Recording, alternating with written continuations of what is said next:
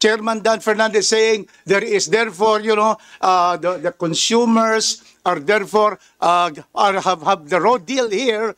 It's not the fault. Ay, Yes, Congressman De Jesus. siguro, I just want to know, kasi sinasabi niya, there's no such complex daw eh. So, during his time, Mr. Chair, so, nagkaroon ba na rate reset? Yung during time of those commissioner. Anong year po kayo doon, Mr. Commissioner, noon? What year you were in? 2012 to 2018. So, you were there for 7 years or 6 7 years? years. 7 years, right? So, during that time, nagkaroon ba kayo ng rate reset from NGCP or any DOs? No, No. no. For 7 years.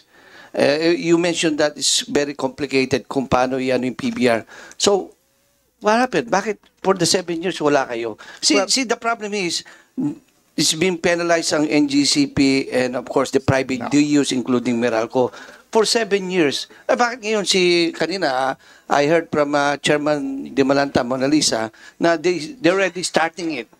Kung sila nakapagpagawa. So, Madam Chair, Mr. Chair, if I ask Madam Mona Lisa, you started 2022. So, how many years? Sa tingin mo, kailan kayo magkakaroon ng rate reset? Sa tingin mo lang. Not you, no, Commissioner De Malanta.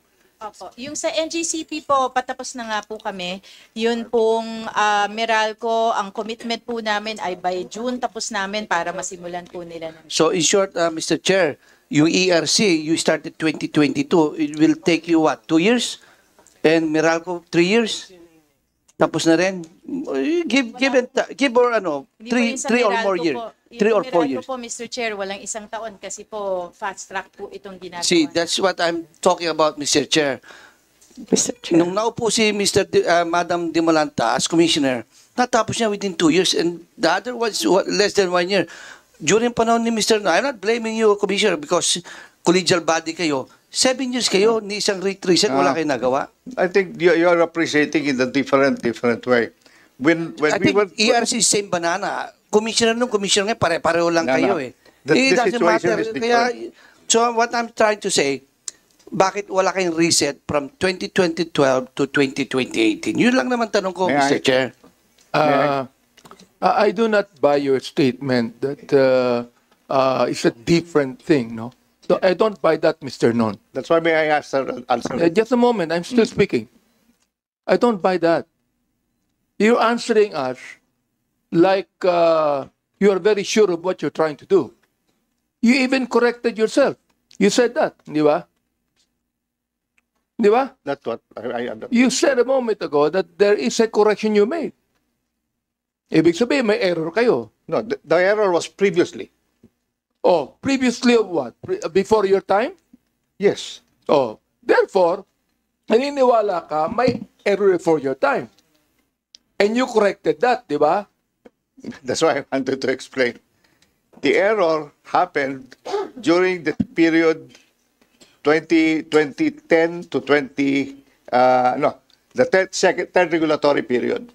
That the final determination of the third regulatory period, which sets the rate for the third regulatory period, was finalized in June of 2011, before we came. So when we came, the third regulatory period has already been set. Okay. So if there was an error there, unless we try to go back, which we do not do normally, unless we go back, then that's the only time that we will see the error. Mr. Chair. Well, you said a moment ago, while you were explaining your time, na you corrected the error. Yun ang binanggit mo kanina eh. We did not. They corrected it. No. Mr. Chairman. The record actually state that, no? You made corrections to the error. No, we did not. Oh, Mr. you Chair. said that. Mr. Chair. Mr. Chair. Mr. Chair. Mr. Chair. Tapusin ko We're muna. gonna have, Ayan. Sige. we're gonna have kasi Congressman he keeps on saying Jesus na first and then I have nothing Congressman against Mr. Fernando. Former Commissioner no, kasi sinabi niya hindi nila pwede i-correct kasi previous na tao. Bakit si Chairman Di Malanta naayos niya lahat? So ibig sabihin interconnected niya, parang domino effect. Pero si Madam Chair Mona, na-correct nila. So during 7 years wala kayong ginawa and they're making 350,000 a month pension nila. Tapos yun lang, hindi nila makorek. Yun for 7 years, walang ginawa. Meanwhile, we suffer. And we keep on blaming Meralco, Dios, and even NGCP na dapat ang ERC ang gumagawa ng trabaho. Yun lang, Mr. Chair. I'll give the floor Okay. to Yes, Chairman. Congressman Sige, Fernandez. Chair? With all due respect, with Congressman Presley De Jesus. Mr. Renon, kailan ba kayo naging commissioner? Kabagyan? Kailan po kayo naging commissioner? 2000, August 2011. August 2011. Yes. And the problem started when? Kasi alam nyo, Before 2011. kasi po, para balik uli natin, yung katulad na in-explain ko kanina, ang regulatory periods, Mr. Chairman, ano po yan, sequential yan eh. Ordinal numbers nga eh. Interconnected eh. Kapag nagsimula ka ng mali doon sa second regulatory period, sama-sama na yan, dire-diretso na yan, dire-diretso na. But if you will only see, all the documents pertaining to the different exchanges of letters coming from the commissioners, coming from the Meralco, coming from the NGCP, and the actions that was taken by the ERC, makikita po niyo yung deliberate, yung pag-iwas para magkaroon ng reset. 13 years for NGCP and 15 years for Meralco. What do you expect? Sigurado, ayaw talagang magkaroon ng reset. Yun ang katotohanan dito. But kanina nga sinasabi ko, let's not blame anyone, no? Let's move forward kasi nakikita naman natin there are intention to refund. Nakita ko naman merong refund pero hindi complete. Hindi siya complete because walang proper reset. Walang proper rate reset. Pinagtatakpan nila through confirmation process which is devoid of any documents pertaining to the actual computation to arrive doon sa tinatawag po nating taripa. Kung wala kang pagbabasihan doon sa gagawin mong charge sa consumer, paano naging methodology yun? Wala confirmation process that was approved for the lapse period, 2016 up to now, nag-base lang sila doon sa tinatawag na i-confirm na natin yung 1 peso and 38 centavos na inaprubahan nila ng 2011 hanggang ngayon, kahit sa lapse period, dapat yan ang gamitin natin. And I think, yun ang sinasabi ko, nag-fail ang ARC dito. And, wag na po nating, ako, nakikita ko, Mr. Chairman, moving forward, kailangan natin magkaroon ng commitment from these people that will really have to have a methodology that will cater the actual computation of the rate for our people. As a matter of fact, Mr. Chairman, maibabalik naman po Ang importante lamang yung lapse period na kinonsider nila na ito na ang taripa, pero walang pinagbabasihang mga assets, walang pinagbabasihang tamang WACC, yun ang ginawa nilang computation. Yun ang ginawa nilang presyo. In other words, Mr. Chairman, 1 peso and 38 centavos, yun na. Yun na ipasok natin sa lapse period. Is that just and reasonable? Hindi po reasonable yun. And in violation of Section 43 of the EPIRA and also Section 23 to give consumer electricity in the least cost manner. The Chairman? Yes, before I recognize the Honorable Rufus, isang tanong lang po. Sino po ang tumatawag ng reset? Kaninong call ang reset? Sir Chair, if I may answer. Yes, please, Madam. Sa isang regular pong proseso, hindi na po talaga nasa rules po yung timeline po ng reset. Nakakasa na po yun dapat. Hindi, tama po. Pero syempre, kahit naman nakalagay dyan, kung wala naman tumatawag, sino may obligasyon na tawagin ng reset? ERC po, yung sa issues paper na So, simula. dapat nilagay po ninyo yun sa calendar ninyo. Mr. Chairman, if I may, I have read the RTWR and RDWR. According to RDWR, 18 months prior to the statutory deadline, kailangan ng ang regulated entity like Meralco and NGCP will file a position paper. 18 months prior. Ang tanong, did you file 18 months prior to the statutory deadline ng position paper. Kapag hindi kayo nag-file in accordance with their own rules na ginawa ng ERC, then may violation ang Ibig sabihin, regulated kailangan entity. muna mag-file muna Mag-file sila ng position paper. bago tatawagin ng Yes, reset. because it is, yung rules po kasi, Is Mr. that the Chairman, proper procedure? Mr. Chairman, ang proper procedure, the rules RTWR and RTWR are being published. Pag pinpublish po yan, makikita na ng mga regulated entity. At sasabihin, 18 months before, kailangan mag-apply na tayo, kailangan may position paper tayo. And then, they will conduct a public hearing. At pag nag-conduct sila ng public hearing, makikita nila lahat doon. And then, lahat na ng regulatory asset base, the weighted average cost of capital, the depreciation and everything will be put into order. Ang problem, Mr. Chairman, kung hindi sila magbibigay ng position paper 18 months prior, there is already a violation. The Honorable Rufus Rodriguez is Mr. recognized. Chairman, the ERC is mandated every 4 years for DUs to set the regulatory reset proceedings. The problem is, you can see the NGCP and the Meralco waiting for these results because this particular process, because if there are no rules in the case of the DUs and the rules on the setting of the wheeling rate, there can be no process. They cannot submit a position paper if there is none.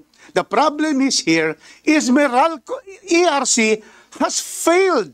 They have failed to timely conduct and perform regulatory reset. And Commissioner Non was there during all this time. And then there has been no reset. How can we blame the regulated agencies like NGCP and the Meralco, the Group A, Meralco, Sipalco from the City of Golden Friendship, and the others, when there is no regulatory process? So therefore, in fact, ready always, and they have also filed when there is one, then they do it. Mr. Chairman, we are barking up the wrong tree if we are going to fault the regulated agencies like the NGCP and the Meralco. It is ERC. If there is any agency that we should fault here, and that's why if Chairman Dan Fernandez saying there is therefore, the consumers are therefore have the raw deal here, it's not the fault. That's why the regulated agencies, they wait for this ESG. May I ask our chairperson, did we have really the process conducted for the 3rd, 4th, and 5th regulatory period? Chairman Mona Lisa, you are recognized. Mr. Chair, we are conducting the On the 5th. processes now. Yes. 4th and 5th po sa NGCP and 5th Fifth, for yeah. Meralco. Kasi lapse period na nga eh. Lapse period meaning, Mr. Chairman, that there is failure of the ERC and that's why they cannot comply. That is the actuality of this. But in spite of that, there was a IAC and there is a interim average rate.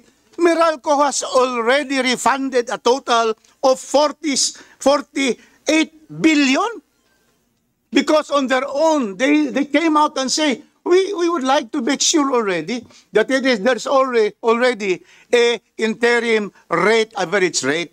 And so Meralco is always waiting for the regulatory agency. In spite of that, during the lapse period, they were the ones who were able to have the interim average rate, and the ruling of the ERC was for Meralco to refund, correct? They were made to refund. How much was refunded by Meralco in spite of the failure of ERC to be able to put up this particular regulatory reset process? How much? Nagbayad lang Meralco sa mga consumers. Maybe we can ask representative from Meralco. Magkano po yung binayaran ninyo? Your Honor, we refunded a total of around 48 billion pesos. Billion. Yes, Your Honor, as a result of the declaration by the ERC of the original lapse period, consisting of 7 years.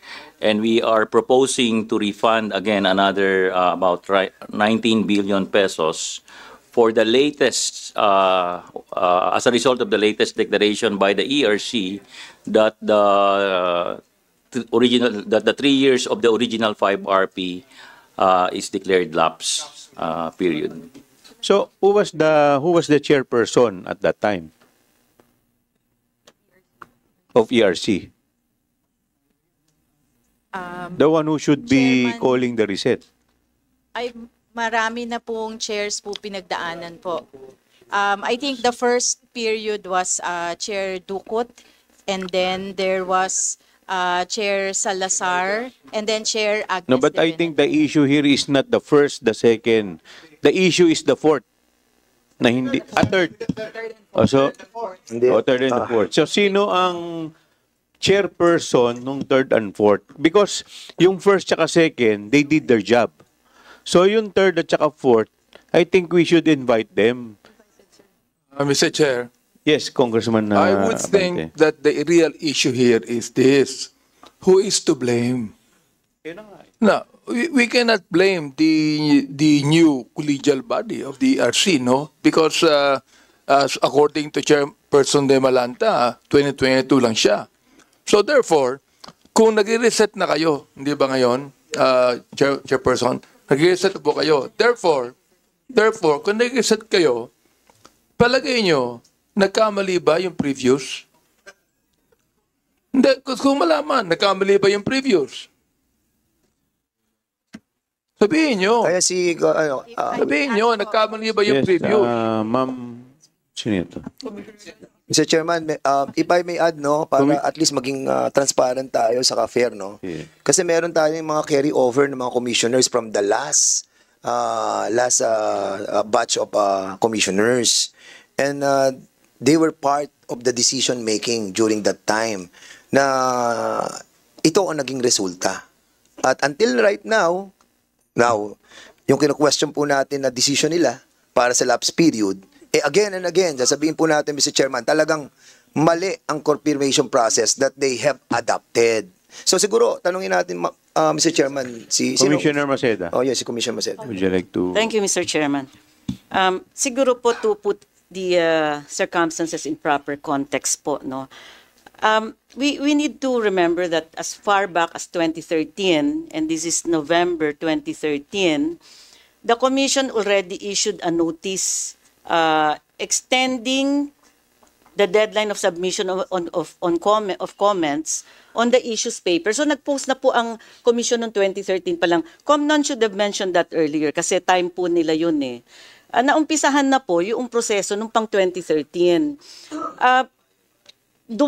Nagtuloy-tuloy po yung proseso na yan hanggang sa umabot po nung around 2016, last quarter of 2016, na yung commission at that time directed Meralco actually to publish the draft rules for the fourth RP. I was waiting for Comnon to mention these circumstances eh. So, pinag-utusan, hindi ho nangyari, no? And there were issues raised by Meralco. It's not my position now to say kung tama ang dating komisyon o ang Meralco. That was before our time. But I was hoping that was mentioned by Comnon because doon po nagsimula lahat nitong mga backlogs na ito at hindi nakapag-reset. That's the reason why we wanted to know who was the chairperson at that time. Maybe he or she has a valid reason for not scheduling the reset. Or if Opo. maybe Commissioner Non Mr. Chairman, can ventilate this Mr. Chairman, issue to the... it is a matter that is so Congressman important. Fernandez. Ako, we're not blaming anybody, especially the regulated entity. But of course, katulad na nabanggit po ni Commissioner Maceda. Ako, I have to blame somebody. Wait, Mr. Chairman. Kasi nga, ang feeling ko, sinasabi niyo, we're barking on the wrong tree. Because sumulat ito, I have a copy, no, nung sulat ng chairperson ng ERC, si Agnes de Banadera, nung July 2019, that yun na nga po na i-publish. But they never publish it eh. Yun ang problem. Is one of, yung isang mga requirements para yung rates, yung rule for rate setting, mag-start na. But because the Meralco never published it, and at the same time, noong 2011, meron ding sulat ang ERC na inuutusan sila to follow the rules and procedures on the asset valuation. But ang problem, hindi rin sila nag-reply. Will you kindly confirm this? Sino bang nasa panahon ng si Commissioner Non? Can you kindly confirm that the Commission ordered the Meralco to comply with the rules of procedures on the valuation of their assets because merong ang mali doon sa valuation.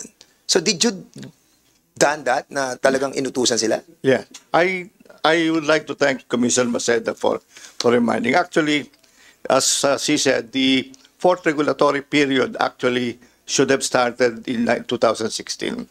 And during our time, the process started 18 months before, which means 2013. So the position paper was there, the karoon ng mga hearings, and then we completed the amended rules for distribution wheeling rate sometime in 2016. But before it could be put into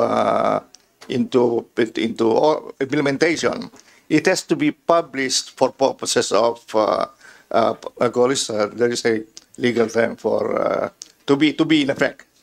So the order then was for Meralco and PEPOA to have it published, but it was not published even after repeated demands until nagkaroon ng bagong regulatory period in 2019.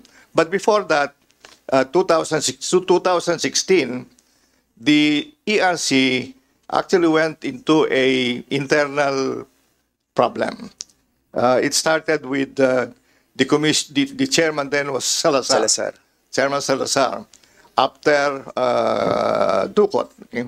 But in 2016, we had an internal problem where one of our directors committed suicide.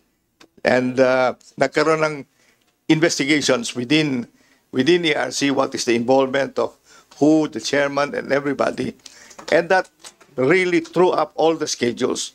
We have been called for investigation in the NBI, Congress, Senate, and there was a time when all the commissioners were even suspended for 3 months. So that really disrupted all the schedules from 2016 until the chair, Agnes Libanadera, was appointed in 2017. So